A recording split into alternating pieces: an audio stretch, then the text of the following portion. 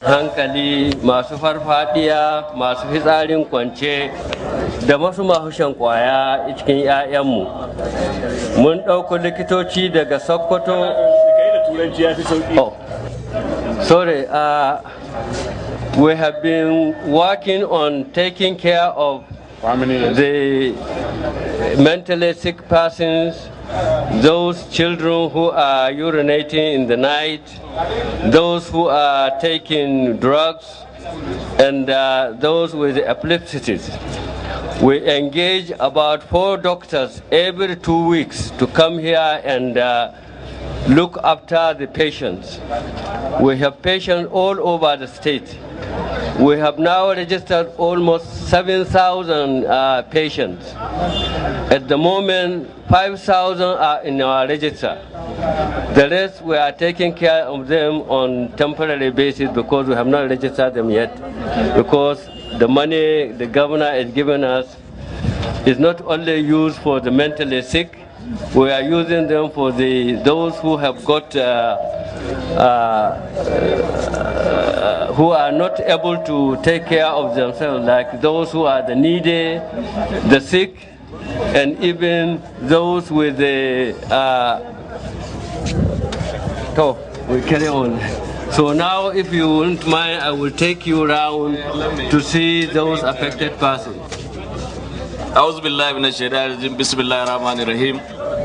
Honorable Minister of Information, Honorable Minister of Special Duties, all the entourage and the journalists. Why we said we should branch and see what is happening in this hospital is because we had a program that has been running for the last 5 years, which was started by late Professor Gwandu. It is as a cardboard program. If you look around KEBBI State, you won't see a madman on the road. Not a single one. So every week, we gather all the mentally sick from all the local governments and bring them here so that they can have an attention of about 4 specialized doctors. And these doctors put here every week of Saturday when there is no patients coming in. And the program is so successful that we have been, the state government maintained this program for the last 5 years. And we'll go in and see these patients. They are all outpatients. No resident patient is here. They are brought in by local government chairmen with nobody will stay here for more than today, then they will disperse. Thank you very much. Okay.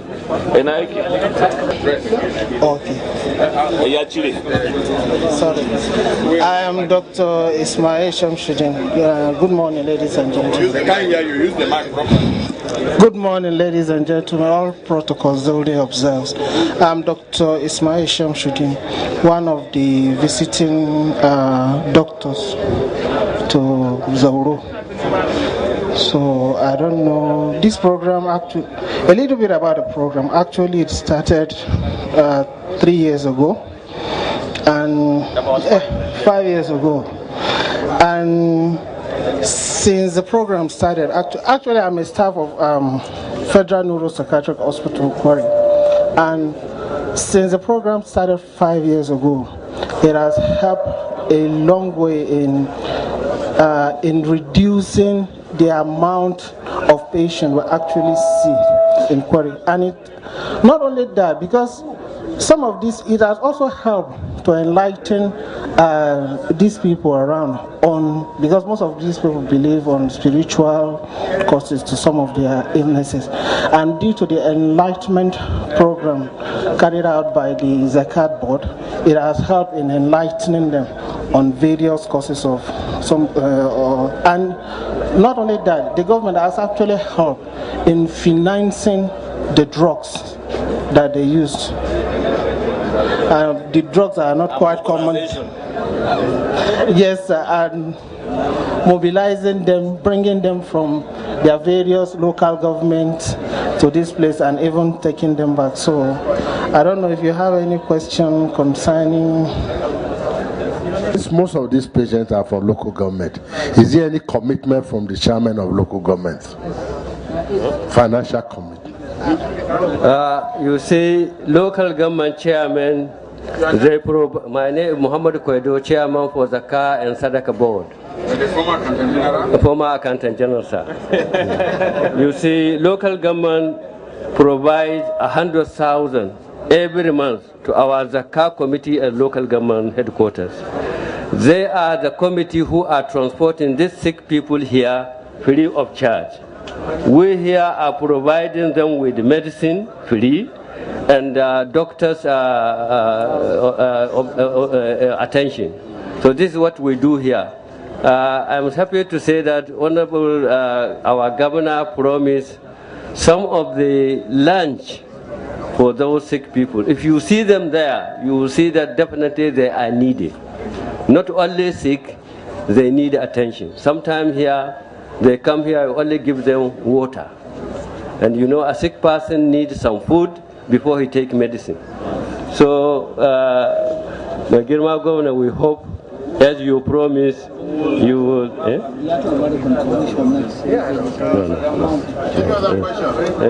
Doctor, what's the statistics of patients, on an annual basis from the time you started helping out here? What would you say? Is it dropping, or would you say it's steady? Actually, five years ago, we started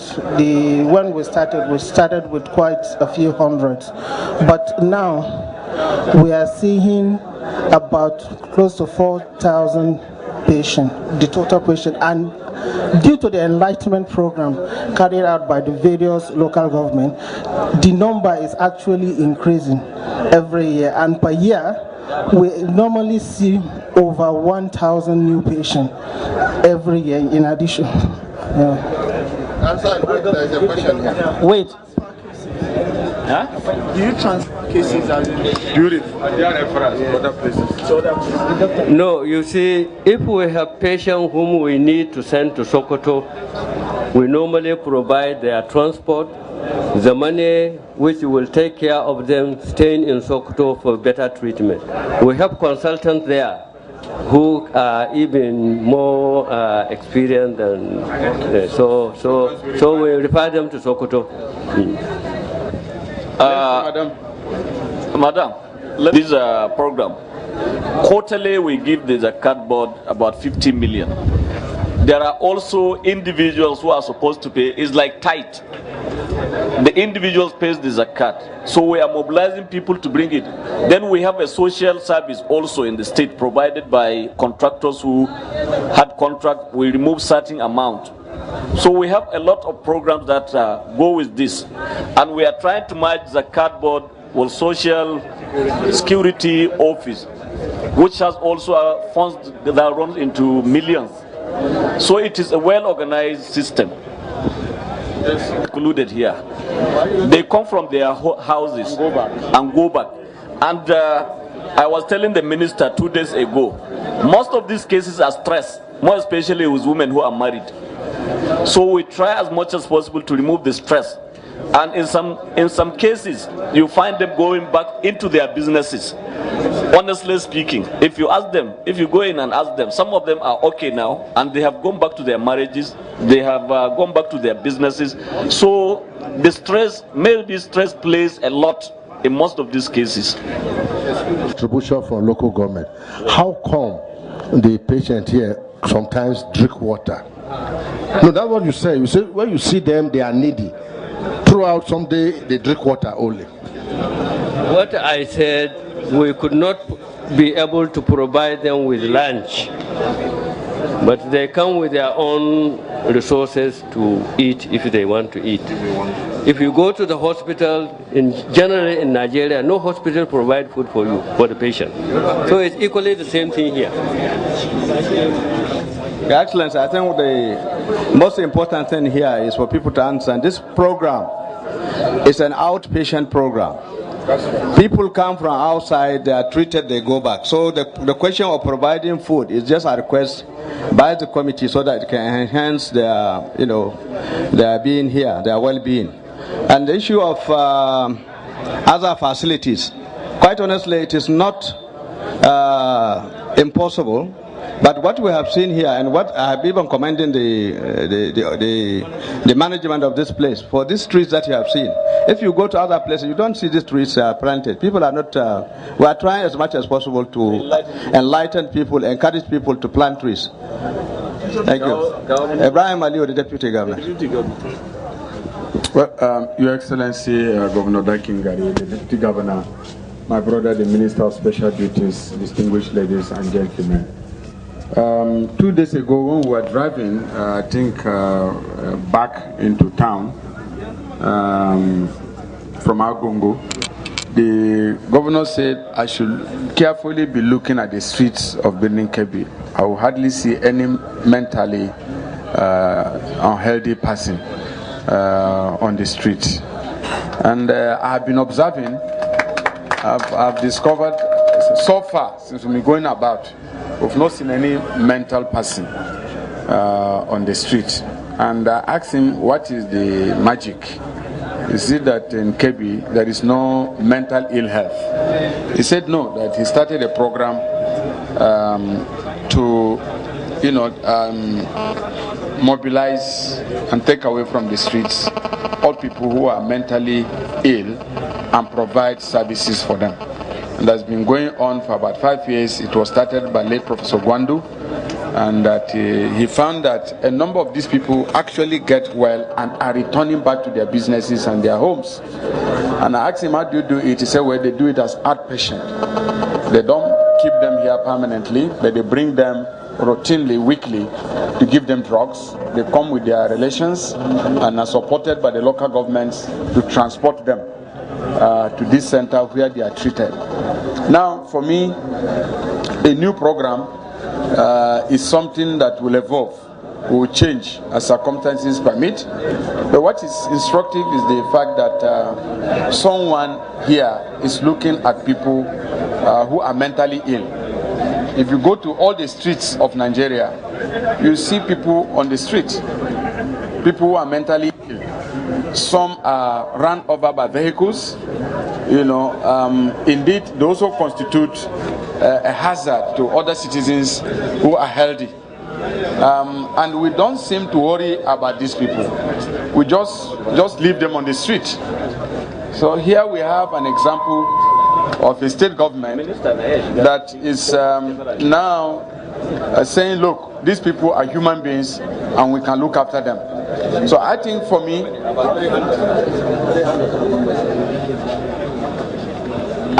the most important thing is that an effort is being made to look after people who are mentally ill in the KEBBI state. And this is going on in all the 21 local governments, and there is a system in place to bring them from their various local governments to receive treatment and take them back. And referral is made to Sokoto, where you have a teaching hospital, and they could get higher medical attention. I think this is good. The point is that government must care. Government must care for those who are helpless. That is why there is a government in the first place. We need to care for those who are helpless. And a lot of this doesn't really cost a lot of money. If you look at the various patterns of expenditure in government, I've been in government, you know that from ceremonies alone, you can raise the money that will treat these people. If you just cut down on ceremonies only in the state, you find that it's possible to raise the money. But it's just that sense of care and attention that we lack. So we commend this example. We really commend this example. And I believe that if every state government were to take this up as a challenge, what it means that all over the 36 states and FCT, there will be no mad people on the street. There will be no mad people on the street. It is not the volume of program, but the care that is suggested, and the quality and the human touch that people are, interested in. And I think this is really a very good program. And I want to commend the Accountant General, who looking very simple. If you go around this country, you see, I'm telling you, don't have money. I know. Well, it's not a question. It's not a question of having money or not having money, but the life you choose to live. So I think it's a comrade. My brother, you're welcome. I'm also a comrade. That's very good. Very good. But this is good. So I think honestly, we need to pay attention to these programs that touch on the lives of people. But I want to talk about tree planting now that the deputy governor has brought it up. He said in many places people don't plant trees. We should commend those who plant this hospital and they have decided to plant trees. Now, Your Excellency, the greatest challenge of northern Nigeria today is the environment. Over and above insecurity, the environment is the greatest challenge we have. And the woman that was talking about trees was saying something. The environment is the #1 factor that defines mental health, even our behavior and our attitudes. If you live in a very hostile environment, the tendency is that it will affect your own health, your physical health, your mental health.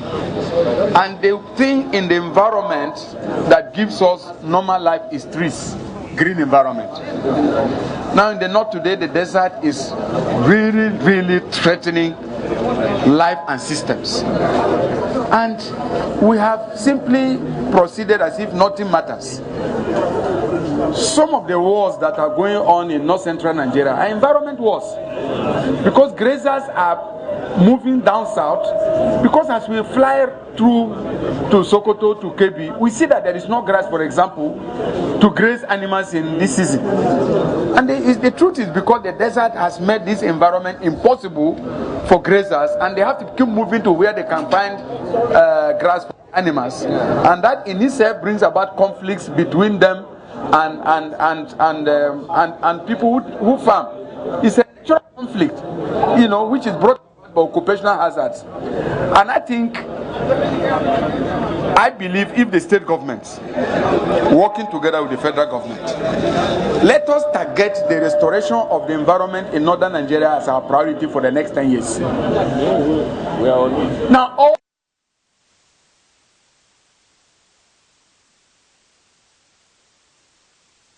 the edge of Niger Republic, it will be millions and millions of trees. And we're setting aside money to do this. The Green World program was started by all West African countries. Senegal has gone 25 kilometers or so of this Green Wall. Now it is time therefore for governments in the north to begin to prepare and network with the federal government to put resources together, so that in the next 10 years we should have a determination as a national project to fight back the desert. Don't forget that the Sahara Desert was green in ancient times. It was a forest. What you see in the whole of the Sahara was a forest. And what it means is that we too can become desert if we don't stop it. So I think, Your Excellency, I know one thing leads to the other. We're here to see the people with mental health, and this issue came up. And I thought it's important we discuss it. We should plant trees everywhere in the city. When we are developing a school, we must plant trees. When we are building an office, we must plant trees. We have to plant trees and teach our local farmers and peasants to plant trees and our youth, so that we restore our environment. The north is rich, but if we don't protect the environment, it will be converted to poverty. Let me commend you for this mental health initiative. And we will recommend it to other states in the country, so that we take all our mentally ill people out of the streets and return them back to normal life. This is really very good. Let's go now.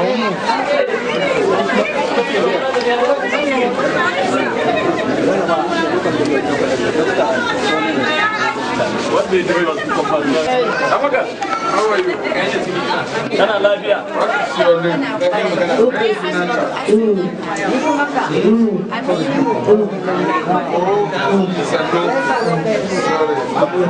Mama, no, check this one now.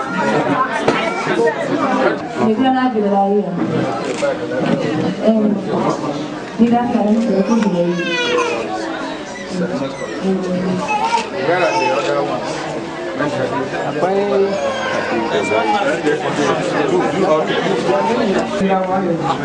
Ya jikin ana baka magani makana sha shekara ta shida fara soke fiye da duk hankali na kuma sunan kafa musa amburusa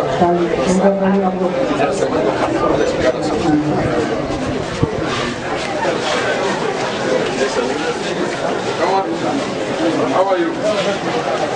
Baka da lafiya? Yaya jiki? Kankara samu sauki? Ana baka magani? An baka magani kana sha? To sannu. Allah ya kara su. Amin. Kana biya kudi magani? Kana biya? Kana sayar magani ko kyauta aka baka?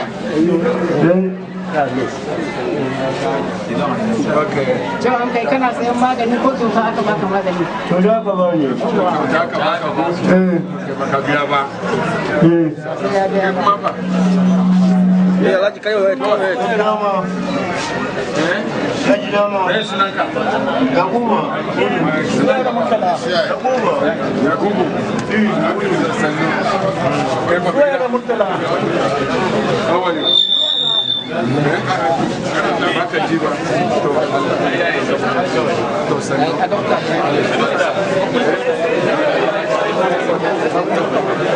Suara